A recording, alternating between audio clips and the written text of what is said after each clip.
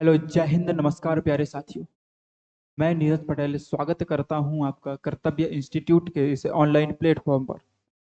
जैसा कि आप सभी जानते हैं, हम एक बेसिक साइंस की सीरीज लेकर चल रहे थे।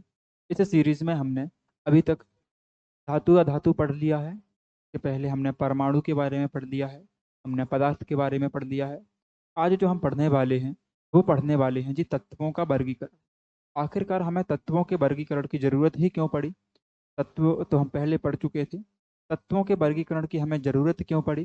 किन किन वैज्ञानिकों ने इनका वर्गीकरण किया, कैसे इनका वर्गीकरण हुआ, क्या कुछ हुआ, तो इन सभी चीज़ों के बारे में आज की क्लास में हम लोग जानने वाले हैं। आज हम आपको बता दें कि आज की क्लास जो हमारी रहने वाली है, ये बेसिकली पूरी पीरियोडिक टेबल के ऊपर या आवर्त सारणी के ऊपर रहने वाली है। आज की कक्षा में जो हमें पढ़ना है तो वो पढ़ना है जी हमें तत्वों के वर्गीकरण के बारे में।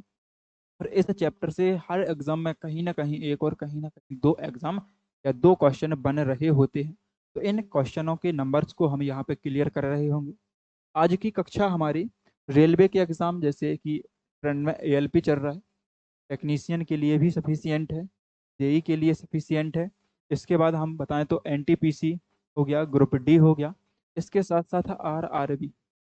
आरआरबी से मतलब है जितने भी आपके रेलवे के एग्जाम है, जैसे कांस्टेबल है, एसआई है, तो इनके लिए भी आज की क्लास हमारी पर्याप्त होने वाली है। तो चलिए, आज की क्लास शुरू करने से पहले थोड़ा सा हम बता देंगे आपको कि हम जो है कि बेसिक साइंस की एक पूरी चैप्टर वाइज और थ्योरी वाइज क्लासेस ले रहे हैं। तो थ्योरी वाइज क्लासेस जो ले रहे थे आज, उसमें हमारी क्लास चौथी या टॉपिक फोर्थ आज हमारा हो रहा है। तो ये है हमारा जो बेसिक साइंस का बैच है। आज का जो बैच है ये बेसिक साइंस का बैच है। ये बैच आपको जी कर्तव्य इंस्टीट्यूट के यूट्यूब चैनल पर बेसिक साइंस की प्लेलिस्ट पर जाके मिलेगा, तो आप वहाँ भी जाके इसे देख सकते हैं। बात करते हैं हम पहले तत्वों की, कि हमें आखिरकार तत्वों की जरूरत या तत्वों का वर्गीकरण हमने क्यों किया, क्यों हमें तत्वों के वर्गीकरण की इतनी ज़्यादा आवश्यकता हुई, क्यों हमने तत्वों को इतना ज़्यादा बांटा। देखिए, वर्तमान में यदि हम तत्वों की बात करते हैं तो वर्तमान में कुल तत्वों की संख्या है जी 118। वर्तमान में कुल तत्वों की संख्या 118 है। क्या शुरू से ये तत्व इतने थे? तो नहीं, शुरू से ये तत्व इतने नहीं रहे हैं। पहले तत्वों की संख्या बहुत कम हुआ करती थी। जैसे जैसे तत्वों की संख्या बढ़ती गई तो वैसे वैसे फिर हम इनको बांटना शुरू करते गए। अगर बात करते हैं तो तत्व, आखिर तत्वों के बारे में हमें सबसे पहले किसने बताया? कोई भी तत्व है तो उस तत्व को नाम किसने दिया, तत्व के बारे में जी किसने बताया? तो तत्व को जो तत्व नाम मिला था जी वो मिला था 1661 में। तत्व को तत्व नाम दिया गया था 1661 में, और 1661 में नाम दिया था रॉबर्ट बॉयल ने। तत्व को तत्व किसने नाम दिया? तो तत्व को जो तत्व कहा था वो सबसे पहले रॉबर्ट बॉयल ने कहा था, और 1661 में इसे तत्व कहा गया था। जब बात करते हैं कि तत्वों को वर्गीकरण के लेकर जो साइंटिस्ट हुए, तत्वों को वर्गीकरण के लेकर जितने भी वैज्ञानिक हुए, उन वैज्ञानिकों के बारे में, तो सबसे पहले जो हमारे तत्व बटे थे, पहले मैं आपकी इसको पूरी प्रोसेस बताता हूँ कि जो तत्वों का वर्गीकरण हुआ, तो तत्वों का वर्गीकरण सबसे पहले दो भागों में हुआ था।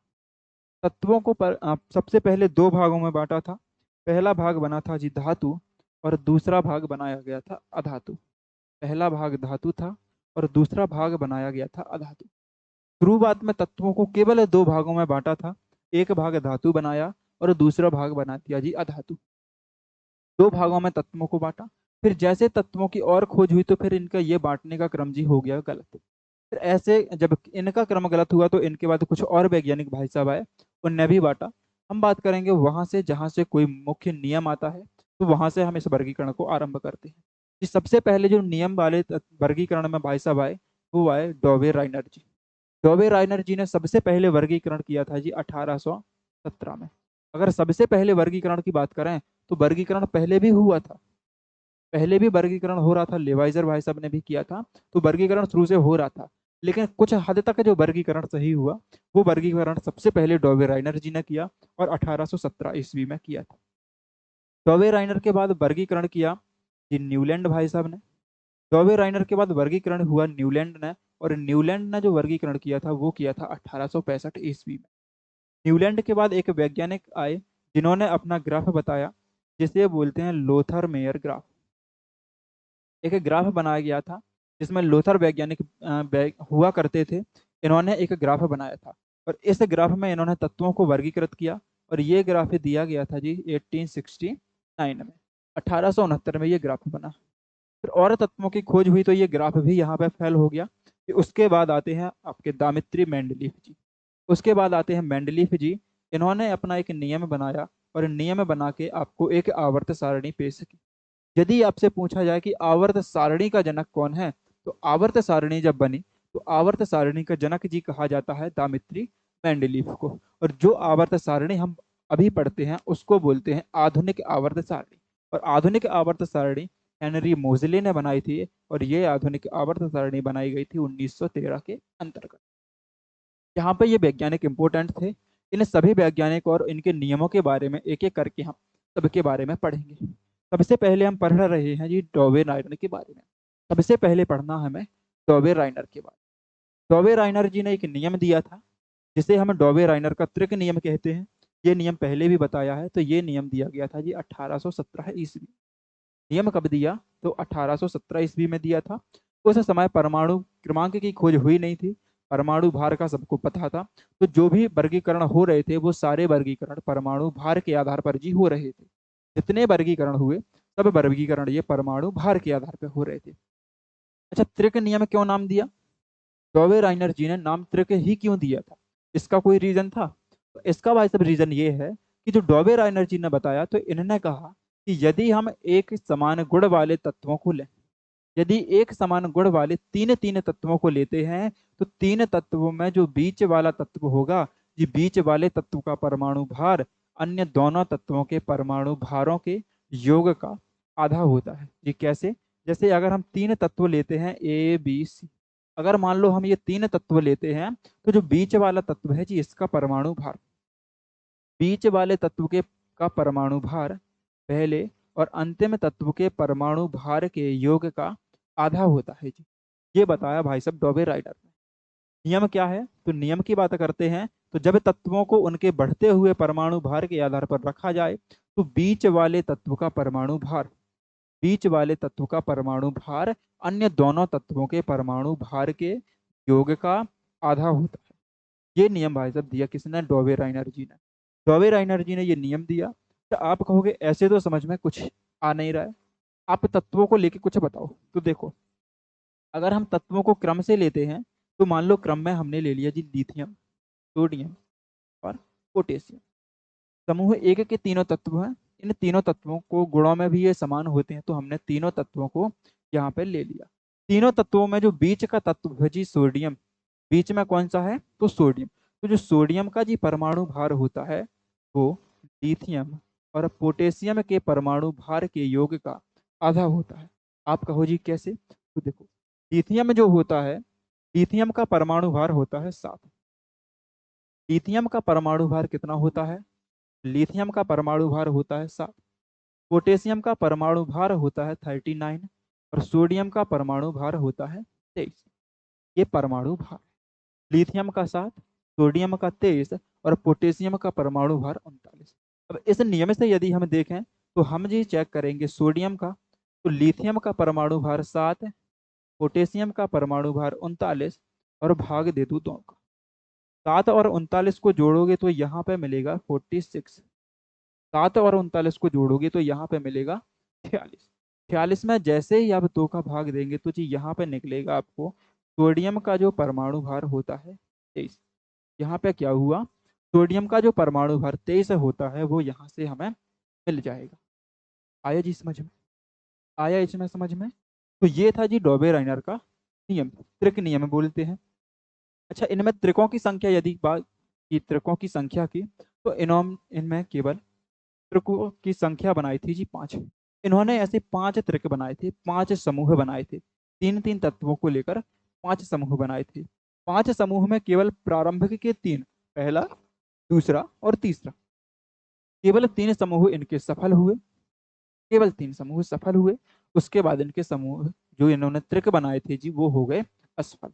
जब त्रिक असफल हो गए तो ये नियम भी कैसा हो गया? ये नियम इनका असफल रहा जी, असफल। ये नियम इनका कैसा रहा? नियम इनका फेल हो गया। इनके नियम के फेल होने के कुछ दिनों बाद, इनके नियम के फेल होने के कुछ दिनों बाद जैसी और तत्वों की भी तब तक खोज हो गई थी, तो जैसे ही आगे खोज हुई तो आगे न्यूलैंड भाई साहब आगे आए और बोले हम बताएंगे जी, तत्वों का वर्गीकरण हम कर रहे हैं। तो न्यूलैंड भाई साहब ने जब तत्वों का वर्गीकरण किया 1865 में, न्यूलैंड भाई साहब ने जब 1865 में तत्वों का वर्गीकरण किया, तो इस समय जो टोटल तत्वों की संख्या हो गई थी वो हो गई थी बढ़ के 56। जब न्यूलैंड ने वर्गीकरण किया तो टोटल तत्व हो गए थे 56। इन 56 तत्वों में जो पहला तत्व था, जो पहला तत्व था ये तो था भाई साहब हाइड्रोजन। पहला तत्व कौन सा था? हाइड्रोजन। और अंतिम तत्व था थोरियम। पहला तत्व हाइड्रोजन और अंतिम तत्व कौन सा था? थोरियम। अच्छा, ये तो हो गया तत्व। इनका जो नियम क्या था, क्योंकि इन्होंने नियम दिया था, और इनके जो नियम का नाम है जी वो है अष्टक नियम। न्यूलैंड के नियम का नाम है जी अष्टक नियम। कौन सा नियम? अष्टक। अब ये अष्टक नियम क्या है? तो न्यूलैंड जी ने बताया कि जैसे संगीत में जी 8 स्वर होते हैं ना, जैसे संगीत में स्वर होते हैं, तो संगीत में स्वर कौन कौन से होते हैं? तो सा, रे, गा, मा, पा, था, नी और सा। ये संगीत के स्वर जो थे। तो न्यूलैंड भाई साहब ने इन संगीत के स्वरों को आधार मानकर एक नियम दिया, और उस नियम में बताया कि यदि तत्वों को बढ़ते हुए परमाणु भार के क्रम में रखा जाता है, तो आठवें तत्व के गुण पहले वाले तत्व के गुणों के समान होते हैं। जिस प्रकार संगीत में आठवां स्वर पहले स्वर के समान होता है। जैसे संगीत में जो आठवां स्वर होता है, आठवां स्वर, वो पहले स्वर के समान होता है। जैसे पहला स्वर सा, इधर भी आठवां स्वर, तो आठवां जो स्वर है वो पहले स्वर के समान होता है।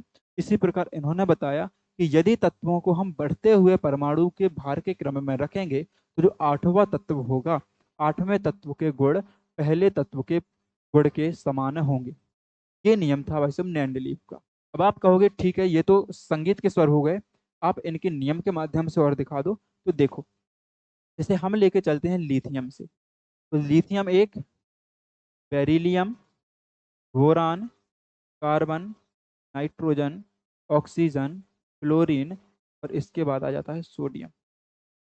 एक, दो, तीन, चार, पाँच, छः, सात। जैसे गुण लिथियम के होते हैं, बिल्कुल लिथियम के जैसे गुण भी सोडियम के होते हैं।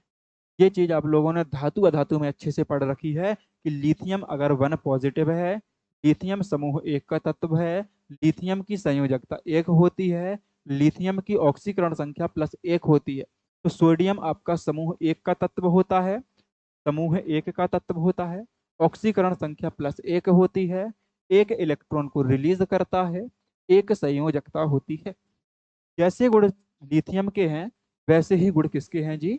वैसे ही गुण होते हैं सोडियम के। तो पहले तत्व के जैसे गुण हैं, वैसे ही गुण कौन से तत्व के आए? आठवें तत्व। तो ऐसे जो नियम बनाया, ये नियम दिया जी न्यूलैंड भाई साहब ने, और इन्होंने बताया।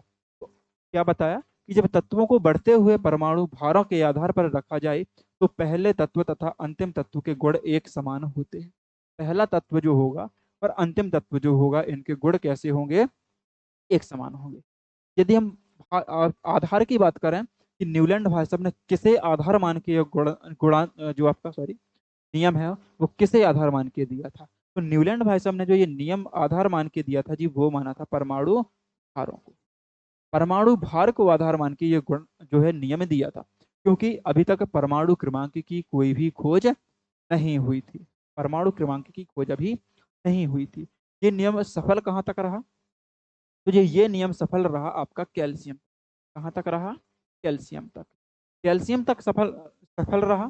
कैल्शियम के बाद जो इसके असफल होने के कारण थे, तो वो कुछ कारण ऐसे थे कि जैसे आपके कैल्शियम के बाद आ जाती हैं कुछ ऐसी धातुएं, जैसे आपका स्कैंडियम हो गया, टाइटेनियम हो गया, वेनेडियम हो गया। तो इनके गुण आपस में कभी समान नहीं हो पाते। इनके जो है संक्रमण तत्वों के गुण फिर अलग अलग हो जाते हैं। इसलिए ये नियम हो गया जी फेल। फिर सी को हम बोलते हैं कैल्शियम, सी को बोला जाता है कैल्शियम। तो यहां तक इनका नियम फेल। जैसे ही इनका नियम ये फेल हो गया, इनके नियम के फेल होने के बाद भाई साहब आए लोथर और मेयर। इनके नियम के फेल होने के बाद एक भाई साहब आए जिसको बोलते हैं लोथर मेयर। कौन आया? Lothar Meyer. इन्होंने अपना ग्राफ एक बनाया और इन्होंने ग्राफ बनाया 1869। इन्होंने भी बताया कि जो परमाणु हैं, परमाणु के भौतिक और रासायनिक गुण परमाणु भारों के आवर्ती फलन होते हैं, इन्होंने बताया। और इन्होंने एक ऐसा ग्राफ बनाया। ग्राफ कैसा बनाया? जैसा ग्राफ बनता है, ग्राफ में ऐसे उतार चढ़ाव होता है ना, तो ऐसा इन्होंने एक ग्राफ बना दिया। ऐसा क्या किया? एक ग्राफ बनाया। अब जो ग्राफ बनाया तो ग्राफ के मुख्य बिंदु क्या थे? आपको वो जरूरी है कि ग्राफ के मुख्य बिंदु क्या थे। ग्राफ के जो मुख्य बिंदु थे उनमें पहला पॉइंट था जो धातु आपकी क्षारीय धातुएं हैं, एल्काइली, जो क्षारीय धातुओं को पीक पर रखा, पीक पर रखा। जो इनके ये उभरे हुए बिंदु हैं, ये उभरे बिंदु यहाँ पे रखा जी क्षारीय धातुओं को। अब क्षारीय धातुएं कौन सी होती हैं? तो समूह एक की धातुओं को हम कहते हैं क्षारीय धातु। समूह एक की धातुएं कहलाती हैं आपकी क्षारीय धातुएं। जैसे आपका lithium, sodium, potassium, caesium, francium, ये कहलाती हैं आपकी क्षारीय धातु। इनका दूसरा पॉइंट क्या बना? जो जी क्षारीय मृदा धातुएं हैं, कौन सी? क्षारीय मृदा धातुएं। क्षारीय मृदा धातुओं का मतलब है जी समूह दो, ग्रुप दो, समूह दो। समूह दो की जितनी भी धातुएं थी उन धातुओं को जी ग्राफ के ढलान वाले स्थान पर, इधर समूह दो में जितनी धातुएं थी उन्हें ये ग्राफ के ढलान वाले स्थान में रखा। जैसे आपका beryllium, magnesium, beryllium, magnesium, calcium, इनको रखा जी ढलान वाले क्षेत्र। इनको कहाँ रखा? इनको रखा गया ढलान वाले बिंदु पर। तीसरा पॉइंट इनका क्या था कि जो ऋण विद्युतीय धातुएं थी, कौन सी धातुएं? ऋण विद्युतीय धातुएं। ऋण विद्युतीय धातुओं का मतलब है जी जो आपके समूह 17 के सदस्य थे। समूह 17, ग्रुप 17। जैसे आपका क्लोरीन, फ्लोरीन, ब्रोमीन, आयोडीन। तो ये धातुओं को रखा जी ढलान सॉरी चढ़ाव वाले क्षेत्र पर। इधर क्लोरीन, फ्लोरीन, ब्रोमीन, आयोडीन। तो ये एक ग्राफ बना। इस ग्राफ को जी दिया था किसने? तो ग्राफ को दिया था लोथर और मेयर ने। दिया कब था? तो 1869 में। ये एक ग्राफ बना। चलिए ग्राफ के बाद आते हैं हम मेंडलीफ के नियम के ऊपर, जो हमारे एग्जाम की दृष्टि से इम्पोर्टेंट। मेंडलीफ का एक नियम आता है। सबसे पहले मेंडलीफ की यदि पूरे नाम की बात करें तो मेंडलीफ का जो पूरा नाम होता है वो होता है दामित्री मेंडलीफ। मेंडलीफ का पूरा नाम दामित्री मेंडलीफ होता है। दामित्री मेंडलीफ ने परमाणु भार को आधार बनाया। नियम में इन्होंने आवर्त सारणी बनाते समय आधार किसे माना? तो परमाणु भार को आधार माना। जब मेंडलीफ का नियम आया तो ये नियम बता दें, ये नियम आया था जी 1869 में। और इस नियम के आने तक कुल तत्व हो चुके थे 63। कुल तत्वों की जो संख्या हो गई थी, कुल तत्वों की जो संख्या थी वो थी भाई साहब 60। जब मेंडलीफ ने नियम दिया तो टोटल तत्व हो गए थे आपके 63 तत्व थे। मेंडलीफ का नियम क्या था?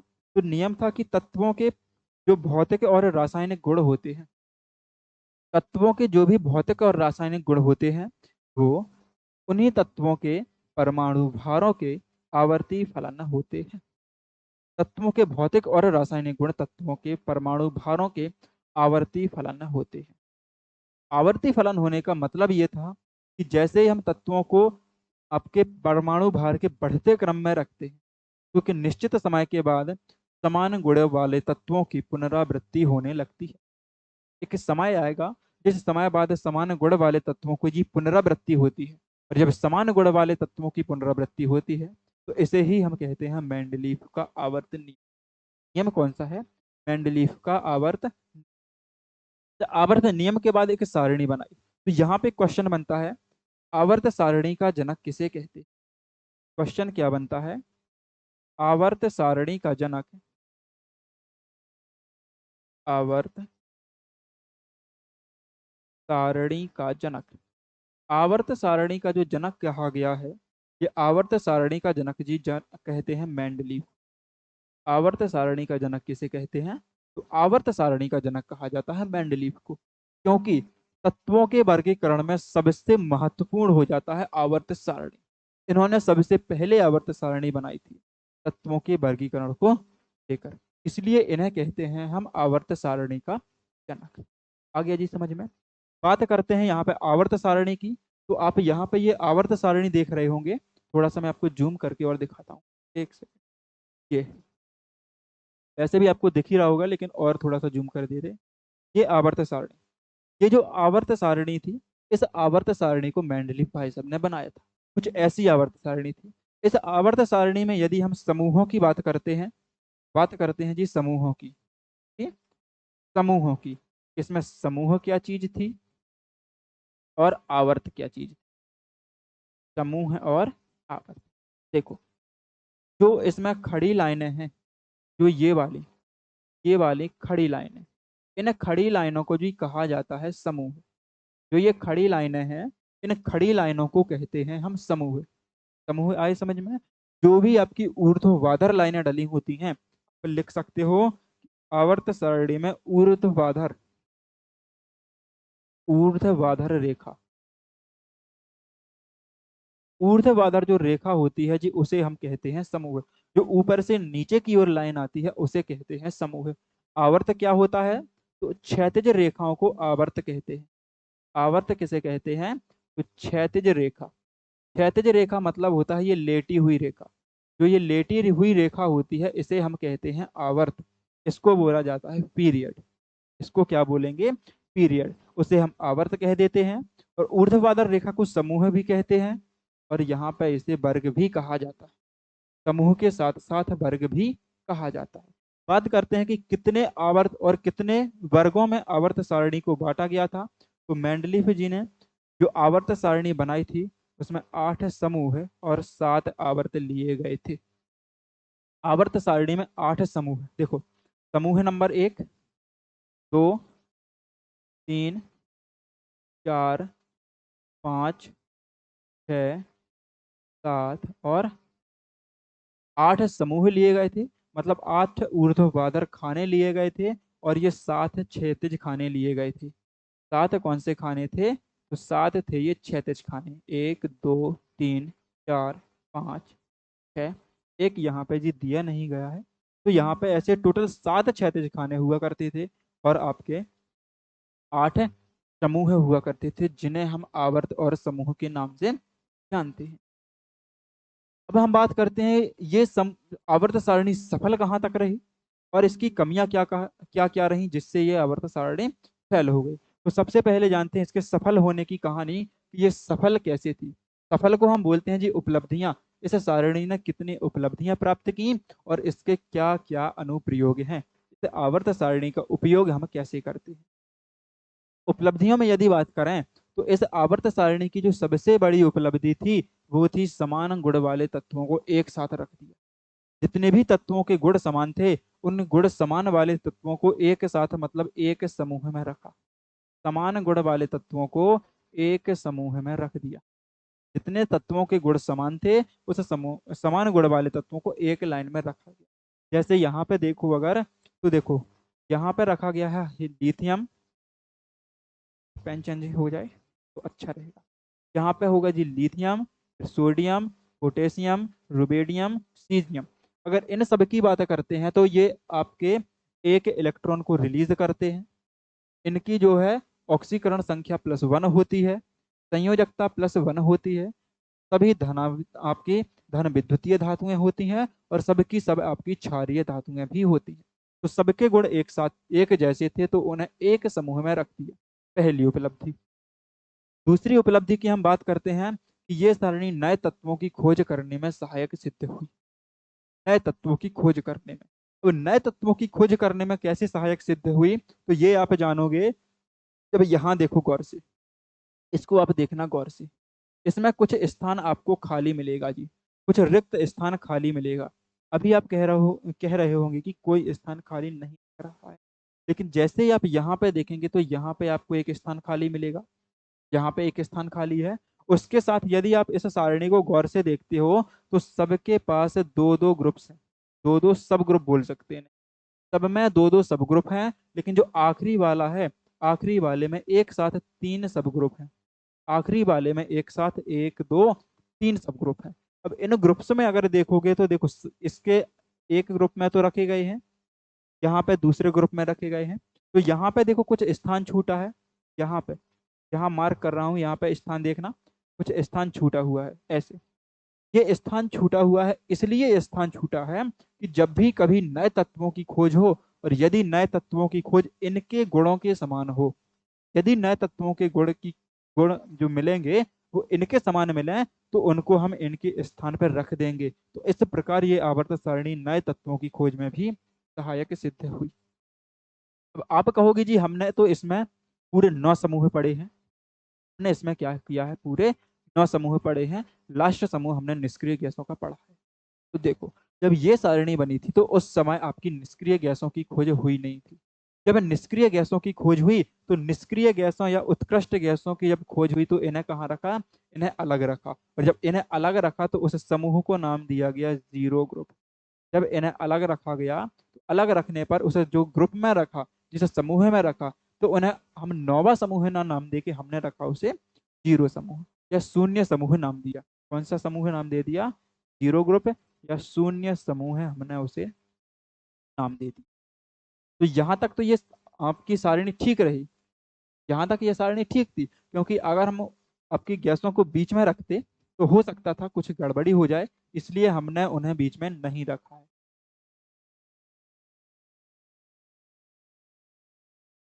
सॉरी। आगे हम बात करते हैं कि इसकी कमियां क्या थी, इसकी लिमिट्स क्या थी। लिमिट, इसकी लिमिट्स क्या थी, इस आवर्त सारणी की लिमिट्स क्या थी, मतलब कमियां कहाँ थी, कहाँ पे जाके ये आवर्त सारणी आपकी फेल हुई। बात करते हैं इसके फेल होने के मुख्य कारणों की। तो फेल होने में जो सबसे बड़ा कारण सामने आया, तो पहला कारण सामने आया जी हाइड्रोजन का स्थान। पहला कारण जो सामने आया वो कौन सा आया, हाइड्रोजन का स्थान। इन्होंने क्या किया, आवर्त सारणी में चूंकि हाइड्रोजन एक तत्व है, आवर्त सारणी बनी है आपकी परमाणु भार के ऊपर। आवर्त सारणी किसके ऊपर बनी, परमाणु भार के ऊपर। जब आवर्त सारणी परमाणु भार के ऊपर बनी है जी, हाइड्रोजन का परमाणु भार एक होता है, तो हाइड्रोजन को आप दो जगह कैसे रख सकते हैं? यदि आप इसे गौर से देखोगे तो यहाँ पे आपको हाइड्रोजन दो जगह रखा हुआ मिलेगा, यहाँ पे हाइड्रोजन आपको दो जगह मिलेगा। तो हाइड्रोजन क्या किया कि इनने ऐसे दो जगह रख दिया, और कोई भी एक तत्व के दो परमाणु भार नहीं हो सकते, किसी भी एक तत्व के दो एटॉमिक नंबर्स या एटॉमिक मास नहीं हो सकते, जिस कारण ये नियम इनका यहाँ पर फेल होता समझ में आया। दूसरी इसकी कमी की बात करते हैं कि जो समस्थानिकों का इन्होंने क्या किया, स्थान एक जगह रख दिया। जिस समस्थानिक क्या होते हैं, तो ऐसे तत्व, अच्छा समस्थानिक की परिभाषा यही लिखते हैं, ऐसे तत्व जिनकी, ऐसे तत्व जिनके परमाणु भार भिन्न भिन्न भिन्न भिन्न होते हैं। ऐसे तत्व जिनके परमाणु भार अलग अलग होते हैं लेकिन परमाणु क्रमांक एक जैसे होते हैं, उन्हें कहते हैं हम समस्थानिक। उन्हें क्या बोलते हैं, समस्थानिक। जैसे हाइड्रोजन का समस्थानिक होता है जी तीन, हाइड्रोजन के पास तीन समस्थानिक होते हैं, 1H1, उसके बाद 1H2, और उसके बाद 1H3। प्रोटियम, ड्यूटेरियम और ट्राइटियम। क्योंकि समस्थानिकों में परमाणु क्रमांक अलग, सॉरी, परमाणु क्रमांक समान होता है और परमाणु भार अलग अलग होता है। लेकिन मेंडलीव भाई साहब ने परमाणु भार को आधार मान के सारणी बनाया, और परमाणु भार में बताया बढ़ते हुए परमाणु भारों में लेंगे, पहले सबसे कम परमाणु भार वाला। मतलब एक स्थान हाइड्रोजन इसको अलग मिलना चाहिए था, एक स्थान इसे अलग से मिलना चाहिए था, फिर दूसरे कॉलम में इसे मिलना चाहिए था, और तीसरे कॉलम में इसे मिलना चाहिए। लेकिन इन्होंने ऐसा नहीं किया, इन्होंने इन तीनों तत्वों को एक साथ एक स्थान पर रख दिया, तीनों को एक साथ एक स्थान पर रख दिया। तो परमाणु भार जो थे उनके अलग अलग थे, परमाणु क्रमांक समान थे, तो फिर ये नियम के चला गया विरुद्ध, नियम के विरुद्ध हो गया। तो एक्टिनाइड और लेंथिनाइड को एक साथ रखा था, क्योंकि एक्टिनाइड और लेंथिनाइड ऐसे तत्व हैं। अगर बात करते हैं लेंथिनाइड की, तो ये आपका आवर्त 6, आवर्त 6 में लैंथेनम के बाद आता है जी आवर्त 6 में लैंथेनम के बाद 14 तत्व लैंथेनाइड होते हैं। 14 तत्व कौन से होते हैं? लैंथेनाइड होते हैं। और आवर्त 7 में, आवर्त 7 में एक्टिनियम के बाद 14 तत्व, एक्टिनियम के बाद 14 तत्व एक्टिनाइड होते हैं, एक्टिनाइड होते हैं। जब लैंथेनम के बाद 14 तत्व आते हैं तो 14 तत्वों के परमाणु क्रमांक भी अलग अलग हैं और परमाणु भार भी अलग अलग। दूसरे अगर आवर्त में बात करें 7वें आवर्त में, तो 7वें आवर्त में एक्टिनियम तत्व होता है जी। एक्टिनियम का परमाणु क्रमांक होता है 89, 89। और उसके बाद जो है आपके 90 से लेकर 103 तक के तत्वों को, प्रत्येक तत्व का परमाणु भार अलग अलग है और परमाणु क्रमांक अलग अलग है, फिर भी इन्होंने एक साथ रखा, जो इनके ही खुद के नियम के विरुद्ध चला गया।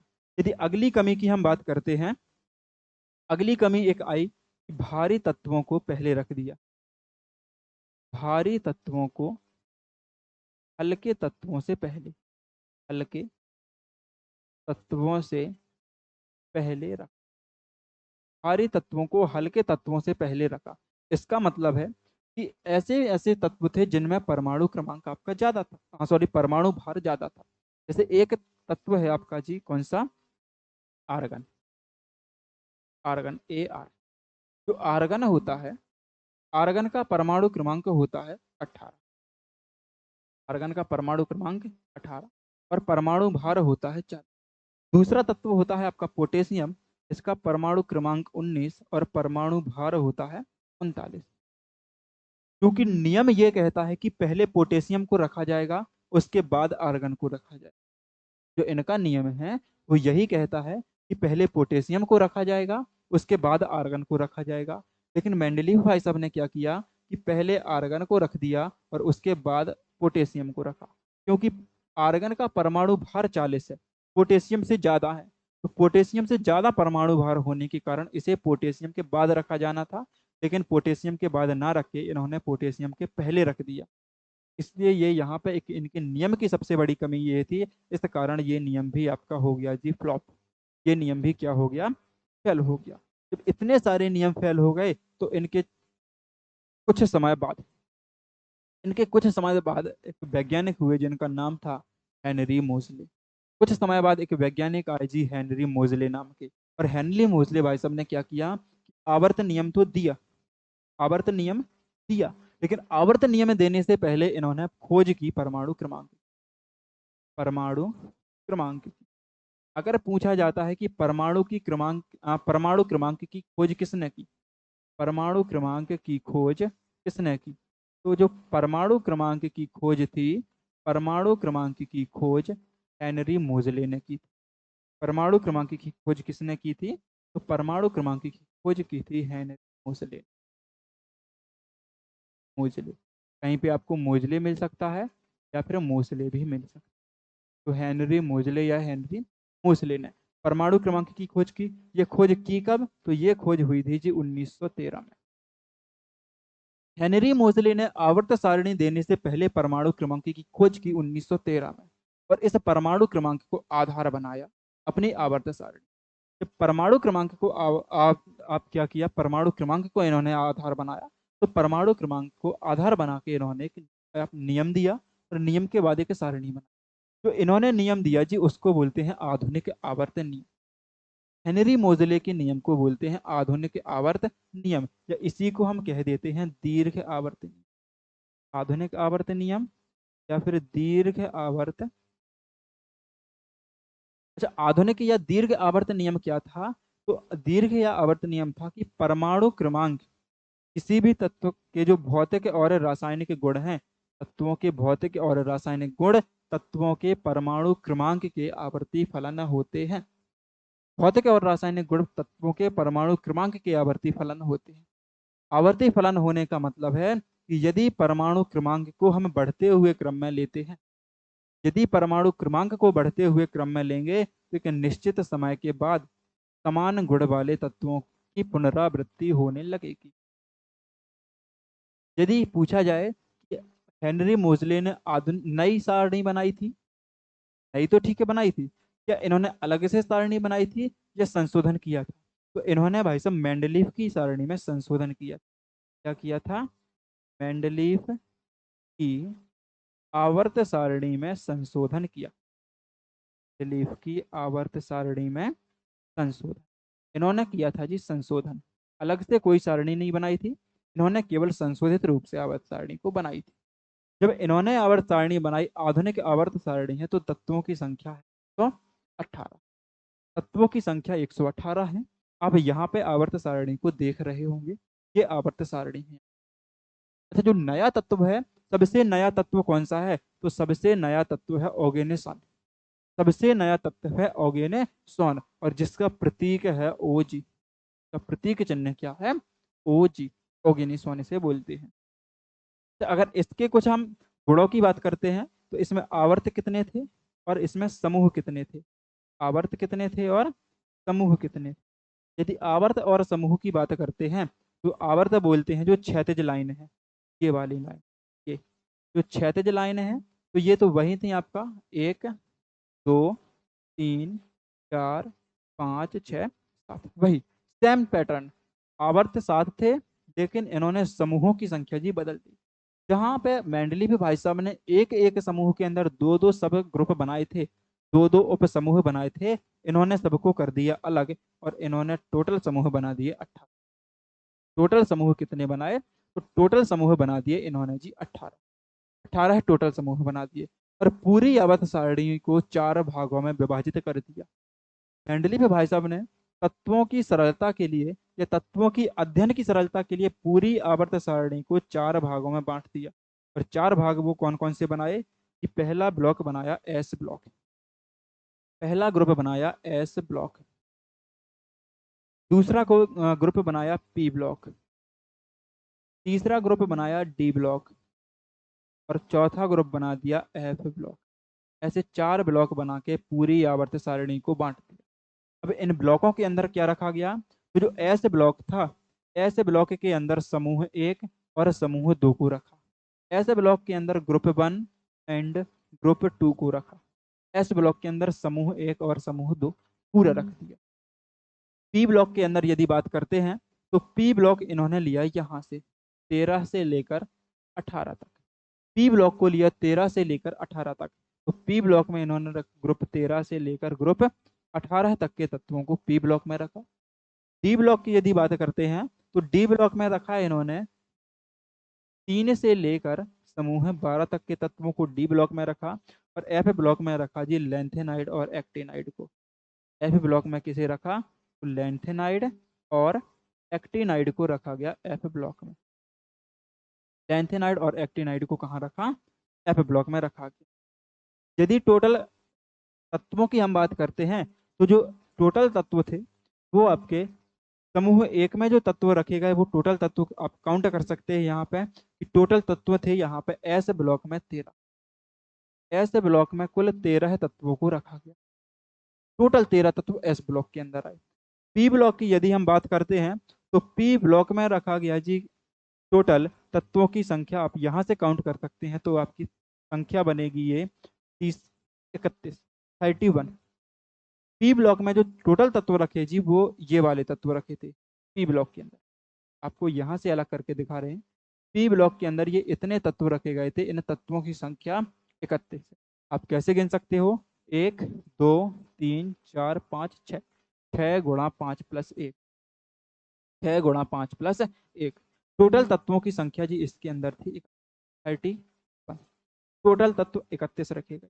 बात करते हैं हम डी ब्लॉक की, तो डी ब्लॉक के अंदर टोटल तत्वों की संख्या रखी गई 40।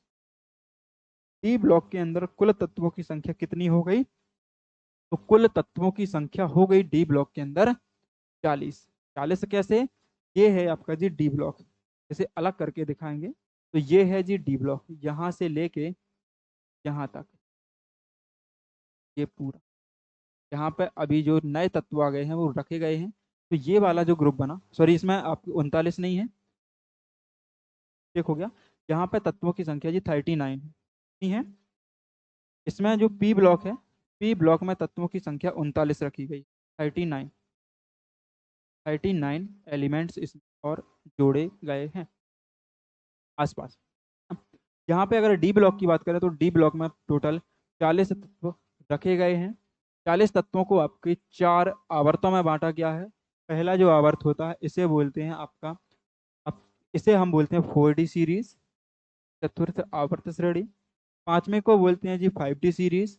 6 आवर्त को बोलते हैं 6D सीरीज और 7 आवर्त को बोलते हैं 7D सीरीज। एफ ब्लॉक की अगर बात करें तो एफ ब्लॉक में टोटल तत्वों की संख्या रखी गई है 20। एफ ब्लॉक में टोटल तत्वों की संख्या थी 28। यहाँ पे आप थोड़ा सा जो है करेक्ट कर लेना, यहाँ पे 37, ठीक है, तत्व इसमें 37। अगर बात करते हैं धातु अधातु के आधार पर तत्वों को बांटें अगर, तो जो पहला समूह था ये पूरा धातु, धातु प्लस 1 अधातु, 12 धातु प्लस 1 अधातु, और जो एक अधातु थी वो थी इसमें हाइड्रोजन। पहले समूह आपके पहले एस ब्लॉक में 12 धातुएं और एक अधातु रखी गई थी और अधातु का नाम था जी हाइड्रोजन। अधातु क्या थी? हाइड्रोजन। पी ब्लॉक में तीनों चीजें थी आपकी, धातुएं भी थी, अधातुएं भी थी और उपधातुएं भी थी। डी और एफ ब्लॉक में केवल और केवल धातुएं। यहाँ पे क्वेश्चन आता है आवर्त सारणी में, आवर्त सारणी में, आवर्त सारणी में जिगजैग रेखा, जिगजैग, जिगजैग रेखा प्रदर्शित करती है। आवर्त सारणी जो है, आवर्त सारणी में जिगजैग रेखा जो है वो क्या प्रदर्शित करती है? तो जिगजैग रेखा होती है जी वो उप धातुओं को प्रदर्शित करती है। जिगजैग रेखा जो होती है आवर्त सारणी में, जिगजैग रेखा उप धातुओं को प्रदर्शित करती है। आप कहोगे कैसे? तो ये वाली जो रेखा बनती है ये है, ये है वो जिगजैग रेखा जिसकी हम बात कर रहे हैं, ये वाली, ये वाला जी केवल उपधातुओं को बताता है। ये इसे अलग से बोलते हैं कि जिगजैग रेखा उपधातुओं को प्रदर्शित करती है। इसकी उपलब्धि पूरी वही रहेगी जो आपकी मेंडलीफ में थी। इन्होंने केवल मेंडलीफ की कमियों को दूर किया। वो कैसे किया? तो सबसे पहले हाइड्रोजन को केवल एक जगह पर रख दिया, पहली कमी दूर हुई। समस्थानिकों को एक जगह रखा जो उचित था, क्योंकि समस्थानिकों के परमाणु क्रमांक समान होते हैं, एक जगह पर रखना सही था। हल्के तत्व को, क्योंकि परमाणु क्रमांक ले रहे थे तो हल्के भारी तत्व का कोई अंतर था नहीं। जो इन्होंने नया आपका आवर्त सारणी बनाई, और आवर्त सारणी में जो आपके उत्कृष्ट या निष्क्रिय गैसें थी उन्हें रख दिया जी समूह 18 के अंतर्गत। और समूह 18 के अंतर्गत रखने के बाद इन्होंने एक्सप्लेन भी किया कि हमने जो है निष्क्रिय गैसों को ना तो अंत में रखा है, इन्हें समूह 1 और समूह 17 के बीच में रख दिया। कहाँ रखा? समूह 1 और समूह 17 के बीच में रख दिया। यहाँ पे जी आपकी आवर्त सारणी हो गई पूरी समाप्त। यहाँ पे आवर्त सारणी हो गई आपकी समाप्त। अब बात करते हैं कि हम तत्वों में गुणों की आवर्तिता क्या चीज है। गुणों की आवर्तिता क्या चीज होती है? Periodicity in the properties of element. गुणों की आवर्तिता क्या कहलाती है तत्वों के अंदर, इसके बारे में हम बात करेंगे। तो जो गुणों की आवर्तिता होती है वो बेसिकली होती है कि बाएं से दाएं जाने पर, आवर्त सारणी में बाएं से दाएं चलने पर कुछ समय बाद, बाएं से दाएं चलने पर गुणों में परिवर्तन होता है। जैसे ही बाएं से दाएं चलेंगे तो गुणों में होने वाले परिवर्तन, होने वाला परिवर्तन, उसी को कहते हैं हम जी आवर्त सारणी में आवर्तिता। जैसे हम बाएं से दाएं चलते हैं तो जो गुणों में परिवर्तन होता है उसको हम कहते हैं आवर्तिता। एक एक में हम जानेंगे कि आवर्तिता क्या होती है। सबसे पहले हम जानेंगे परमाणु त्रिज्या के अंदर, एटॉमिक रेडियस के अंदर, कि एटॉमिक रेडियस क्या होती है, परमाणु त्रिज्या क्या होती है, और इसकी गुणों में आवर्तिता क्या है। तो परमाणु त्रिज्या की यदि बेसिकली बात करें तो किसी भी परमाणु के नाभिक से लेकर बाहरी कक्षा तक की दूरी, किसी भी परमाणु में नाभिक से लेकर बाहरी कक्षा तक की दूरी कहलाती है परमाणु त्रिज्या। बाहरी कक्षा तक की दूरी, जैसे यहाँ पे मान लो एक परमाणु बना है, ये एक परमाणु है। जैसे परमाणु के पास एक नाभिक होगा, नाभिक होगा, मान लो ये सोडियम का नाभिक बना है, सोडियम परमाणु है। यदि बात करते हैं सोडियम की, तो सोडियम के पास इलेक्ट्रॉन्स की संख्या होती है 11, और इलेक्ट्रॉन के विन्यास यदि करेंगे तो 2, 8 और 1। मतलब इसमें टोटल कक्षा की संख्याएं होंगी 3। कक्षा की संख्या कितनी होगी? तो कक्षा की संख्या होंगी जी 3। ऐसे मैं आपको 3 कक्षाएं बना के दिखाता हूँ, 1 2। तो बाहरी कक्षा जो होगी और जो नाभिक होगा, तो नाभिक से बाहरी कक्षा के बीच की जो दूरी होती है, नाभिक से लेके बाहरी कक्षा के बीच की दूरी, इस बीच की दूरी को हम कहते हैं परमाणु त्रिज्या। किसी भी परमाणु के नाभिक से उसकी बाहरी कक्षा के बीच की दूरी को बोला जाता है परमाणु त्रिज्या। यही यहाँ पे लिखा है कि परमाणु के नाभिक से बाह्य कक्षा तक की दूरी परमाणु त्रिज्या कहलाती है। बात करते हैं इसकी आवर्तिता की। आवर्तिता क्या होती है? यदि आवर्त सारणी में हम बाएं से दाएं चलें तो क्या होगा, और ऊपर से नीचे चलें तो क्या होगा। यदि आप आवर्त सारणी में बाएं से दाएं चलते हैं, तो बाएं से दाएं चलने पर बेसिकली आपका परमाणु क्रमांक बढ़ेगा, लेकिन परमाणु भार आप सॉरी परमाणु भार नहीं, कक्षा की संख्या कभी भी नहीं बढ़ती है। और जब तक कक्षा की संख्या नहीं बढ़ेगी, परमाणु त्रिज्या नहीं बढ़ेगी। तो कह सकते हैं कि बाएं से दाएं चलने पर परमाणु त्रिज्या का मान धीरे धीरे कम होता जाता है। लेकिन अगर ऊपर से हम नीचे की ओर चलते हैं, अगर हम ऊपर से नीचे की ओर चलते हैं, तो ऊपर से नीचे चलने पर क्या होता है, परमाणु त्रिज्या का मान बढ़ता जाता है। क्योंकि ऊपर से नीचे चलने पर कक्षा की संख्या बढ़ती है, और कक्षा की संख्या बढ़ने से परमाणु त्रिज्या अपने आप बढ़ जाती है। इतना आया जी समझ में? यहाँ तक समझ में आ गया? इतना समझ में आ गया हो तो यहाँ पे की पॉइंट है कि हाइड्रोजन परमाणु की त्रिज्या 37 पिकोमीटर होती है। हाइड्रोजन परमाणु जो है, जिसके पास केवल एक कक्षा होती है, तो नाभिक से लेकर एक कक्षा तक की दूरी, क्या, नाभिक से लेकर, मान लो ये नाभिक है, इस नाभिक से इस कक्षा तक की दूरी, केवल इतनी दूरी होती है 37 पीको, पीएम को बोलते हैं पीको। आगे बात करते हैं हम संयोजी इलेक्ट्रॉन की, कि संयोजी इलेक्ट्रॉन क्या होता है। संयोजी इलेक्ट्रॉन क्या होता है? तो किसी भी परमाणु में कुछ इलेक्ट्रॉन होते हैं या नहीं होते, पहले आप ये बताओ। इलेक्ट्रॉन होते हैं क्या? तो आप कहोगी जी बेसिकली इलेक्ट्रॉन होते हैं। तो जब इलेक्ट्रॉन होते हैं, तो परमाणु की बाहरी कक्षा में इलेक्ट्रॉन होंगे या नहीं होंगे? परमाणु की बाहरी कक्षा में इलेक्ट्रॉन होंगे या नहीं होंगे? तो आप कहोगे जी होते हैं। तो इलेक्ट्रॉन जो बाहरी कक्षा में जितने इलेक्ट्रॉन होते हैं, उन सभी बाहरी कक्षा में उपस्थित इलेक्ट्रॉनों को कहते हैं संयोजी इलेक्ट्रॉन। जितने भी परमाणु की बाहरी कक्षा में इलेक्ट्रॉन उपस्थित होते हैं, उन सभी इलेक्ट्रॉनों को बोला जाता है संयोजी इलेक्ट्रॉन। अब देखो परिभाषा। किसी परमाणु की बाह्य कक्षा में उपस्थित इलेक्ट्रॉन को हम उसका संयोजी इलेक्ट्रॉन कहते हैं। जैसे आप देखो, ये लिखा है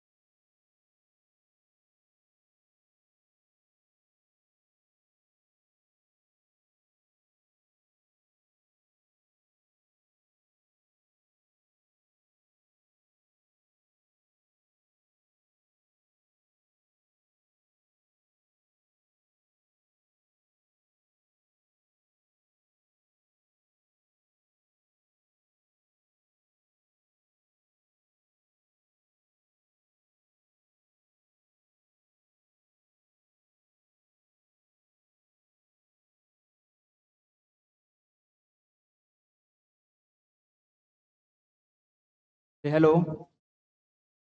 अब आपके पास आवाज क्लियर आ रही है? आवाज क्लियर आ रही है या नहीं आ रही है? चलो एक बार और एक्सप्लेन कर देता हूँ।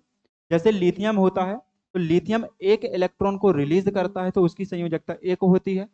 बेरिलियम दो इलेक्ट्रॉनों को रिलीज करता है, मुक्त करता है, तो इसकी संयोजकता दो होती है। बोरान आपका तीन इलेक्ट्रॉनों को मुक्त करता है तो इसकी संयोजकता तीन होती है।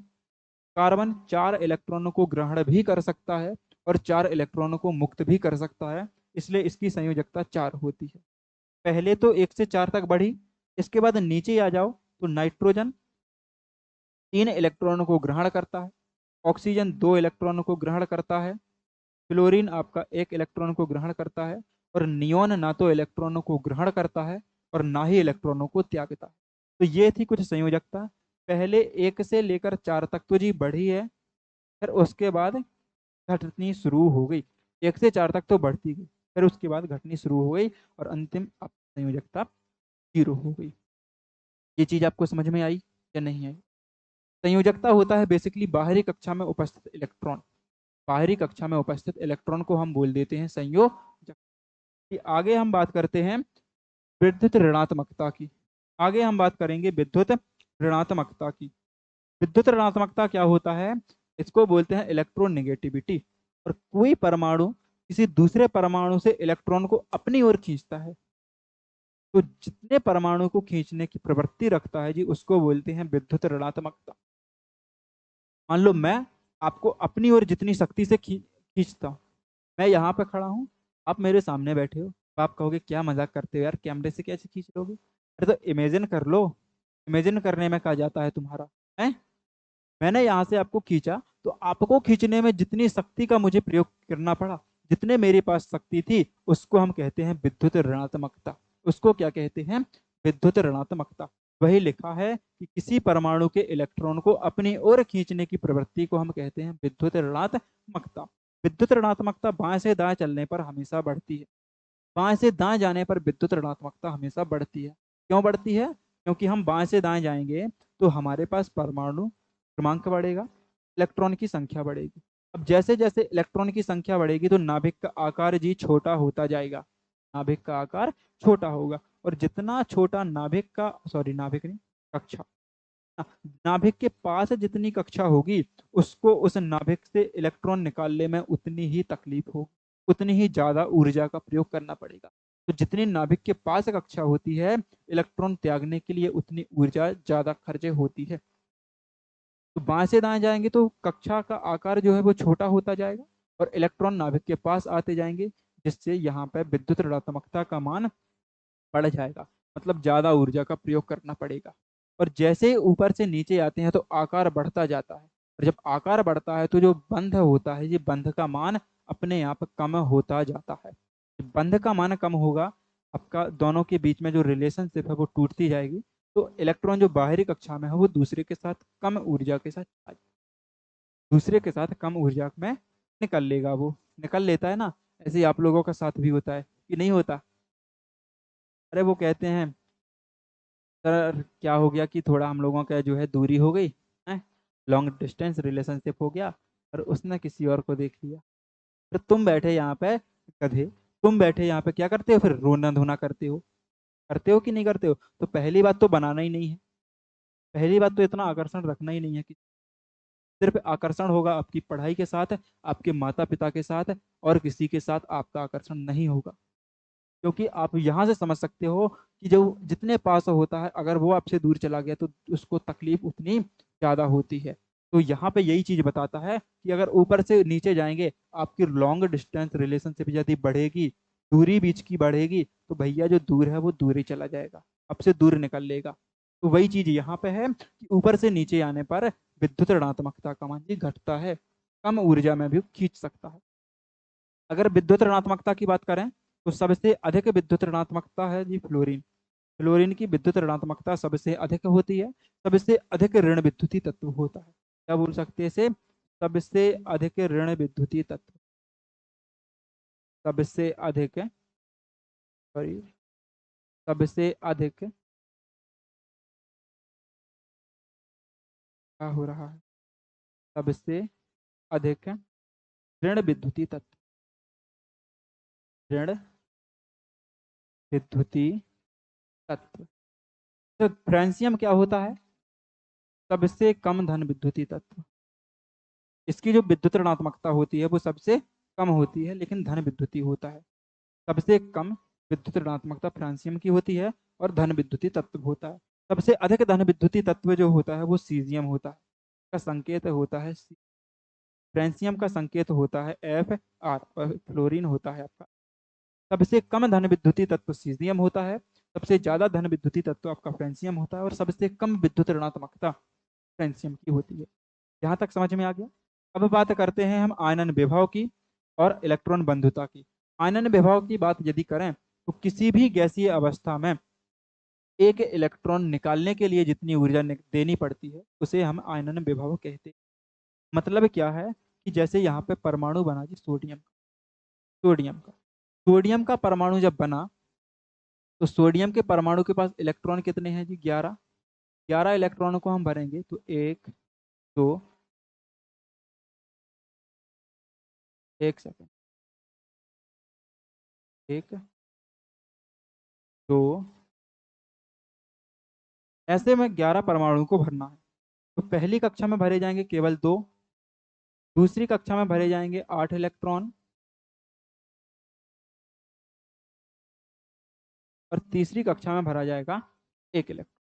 यदि ये परमाणु उदासीन है, उदासीन का मतलब होता है इसके ऊपर कोई भी चार्ज यदि नहीं है, ठीक है, तो ऐसी अवस्था में इसके एक इलेक्ट्रॉन को बाहर निकालने के लिए, एक इलेक्ट्रॉन को इससे बाहर भेजने के लिए जितनी ऊर्जा की आवश्यकता होती है उस ऊर्जा को बोलते हैं आयनन विभव। उसको क्या बोलेंगे? आयनन विभव। बात करते हैं इसके हम आवर्तता की। तो बाएं से दाएं जाने पर आयनन विभव बढ़ता है। क्यों बढ़ता है? क्योंकि इसका आकार छोटा होगा। जैसे जैसे हम बाएं से दाएं जाएंगे तो आकार छोटा होता चला जाएगा। आकार छोटा होने से नाभिक और बाहरी कक्षा के बीच जो आकर्षण बल होता है वो आकर्षण बल आपका कम जाएगा, और जब आकर्षण बल होता है तो आपके करीब होता है, तो आपके करीब से बाहर ले जाना उतना आसान नहीं होता है। बात करते हैं यदि ऊपर से नीचे आती है, तो ऊपर से नीचे आने पर इसके जो है कक्षा की संख्या बढ़ेगी। कक्षा की संख्या बढ़ने से नाभिक का आकार बढ़ेगा। आकार बढ़ने से नाभिक के और बाहरी कक्षा की दूरी जो है वो ज्यादा होगी। ज्यादा हो दूरी होने से दोनों का बंध कमजोर होगा, और बंध कमजोर होने से आराम से कोई दूसरा आके उसे भगा ले जाए। सीधा सा मतलब ये आया जी समझ में। तो ऊपर से यदि नीचे चलते हैं तो आयनन विभव का मान घटता है, और बाएं से दाएं चलते हैं तो आयनन विभव का मान बढ़ता है। बात करते हैं इलेक्ट्रॉन बंधुता की। तो किसी परमाणु के इलेक्ट्रॉन को, अभी तो ये परमाणु बाहर फेंक रहा था, अभी ये परमाणु क्या कर रहा था? इलेक्ट्रॉन को बाहर फेंक रहा था। मान लो यही परमाणु आपका क्लोरीन का होता, तो क्लोरीन का परमाणु क्या करता है? कहीं से भी व्यवस्था करके, कहीं से भी व्यवस्था करके वो क्या करता है कि अपने से एक इलेक्ट्रॉन को बाहर से वो खींचने का काम करता है। एक इलेक्ट्रॉन को अपनी ओर खींचने का काम करता है, और जब एक इलेक्ट्रॉन को अपनी ओर खींचता है उसमें जितनी ऊर्जा देनी पड़ती है उसे कहते हैं इलेक्ट्रॉन बंधुता। मतलब किसी इलेक्ट्रॉन को अपनी ओर आकर्षित आकर्षित करने के लिए जितनी ऊर्जा की आवश्यकता होती है उसे हम इलेक्ट्रॉन बंधुता के नाम से जानते हैं। इलेक्ट्रॉन बंधुता बाएं से दाएं चलेंगे तो बढ़ेगा, ऊपर से नीचे चलेंगे तो घटेगा। इलेक्ट्रॉन बंधुता का एक अन्य नाम होता है जी जिसे बोलते हैं इलेक्ट्रॉन लब्धि एंथैल्पी। इलेक्ट्रॉन बंधुता का दूसरा नाम होता है इलेक्ट्रॉन लब्धि एंथैल्पी। आगे हम बात करते हैं, यहाँ पे तो आपका हो गया ये पूरा चैप्टर समाप्त। यदि आपको ये पूरा चैप्टर समझ में आया है, पूरा आपको आवर्त सारणी से लेकर पूरा आपको आवर्तता समझ में आई है, तो आप इस प्यारी सी क्लास को लाइक कर दीजिए, शेयर कीजिए अपने उन सभी दोस्तों के पास जिनको आवर्त सारणी की आवर्तता में दिक्कत होती है, तो इस क्लास से उनकी दिक्कत समाप्त हो जाएगी। और यदि आप क्लास अच्छी लगती है तो आप और विज्ञान की क्लास पाने के लिए हमारे इस कर्तव्य इंस्टीट्यूट के चैनल को सब्सक्राइब कर लीजिए। मिलते हैं अगली क्लास में, तब तक के लिए धन्यवाद।